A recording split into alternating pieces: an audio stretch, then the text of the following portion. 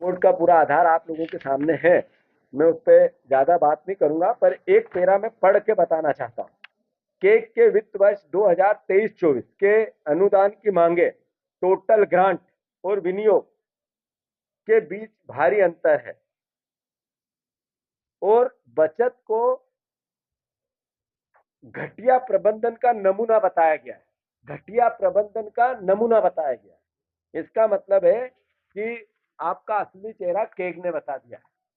मैं ये सब बजट की पूरी कहानी अपनी जगह हो सकती है, पर अगर आपने 3,65,000 करोड़ रुपए का बजट का प्रोविजन किया, तो आपने पिछले आपके घोषणा पत्र में कहा था हम किसानों के लिए 2700 और 3100 धान का और गेहूं का दाम देंगे। उसका प्रोविजन क्यों नहीं किया? आपने कहा था आईआईटी और एआईएमएस की तर्ज पर इंस्टीट्यूट बनाने का वादा किया था, उसके लिए जिक्र क्यों नहीं किया? आपने 6 नए, आपका घोषणा पत्र है बीजेपी का, जिसमें अभी 6 महीने पहले वो विधानसभा का चुनाव जीत के आए हैं, 6 नए एक्सप्रेस वे निर्माण की घोषणा की थी, उस पर एक पैसा भी क्यों नहीं दिया गया?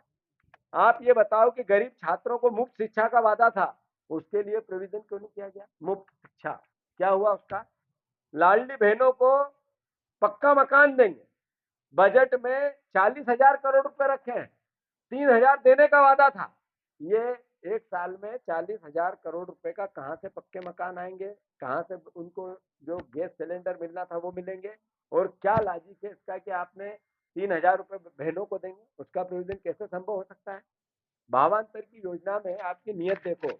असली में ये किसानों की हत्या करने वाली सरकार किसानों से नफरत करती है। इसने किसानों के लिए भावांतर योजना में 1,000 रुपया रखा। किसान भाइयों, आपकी भावांतर योजना का कई बार भाषणों में भारतीय जनता पार्टी के लोकल नेता और बड़े नेता और प्रदेश के नेता जिक्र करते हैं।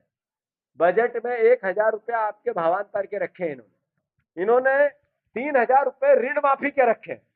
इस सरकार ने 3,000 रुपया ऋण माफी का, किसानों की ऋण माफी का रखा है। इस सरकार ने जो आपको वादा किया था किसान भाइयों, जो 3,000 धान के दाम, 3100 और 2700 गेहूं के दाम, उसको किसी प्रकार से किसी भी प्रकार का जिक्र अपने बजट में नहीं किया गया।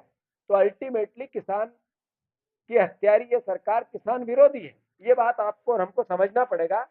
आदिवासियों के मकान, नल जल, जैसा हमारे विधायकों ने कल मुद्दा उठाया करप्शन का, जो हर घर को नल और उसमें मिलेगा जल, ये प्रधानमंत्री का भाषण था। आपकी टोटियां खोल के ले जाएंगे।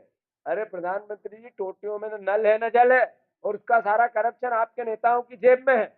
ये भावना इस सरकार की कि जिस वचन को लेके ये आए थे, इस बजट में एक शब्द भी नहीं है उसके, जिसके लिए इनको वोट मिला। तो ये बड़ी चिंता का विषय है।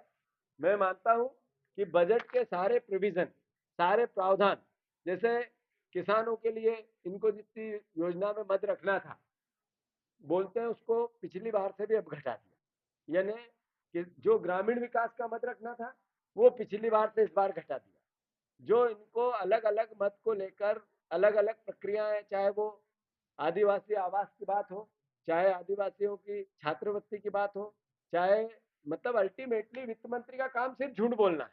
इन्होंने एक एक कहा कि वित्त मंत्री सदन में झूठ बोला, पूंजीगत व्यय 15% बढ़ाया गया है, जबकि यह वर्ष 2023-24 में 67,177 करोड़ रुपए था, जो घटकर 2024-25 में 61,633 करोड़ रुपए हो गया। ये ने घटा या बढ़ा? आप भाषण देखना वित्त मंत्री का। इसका मतलब है कि वो जनता से सदन में क्या झूठ बोलते हैं।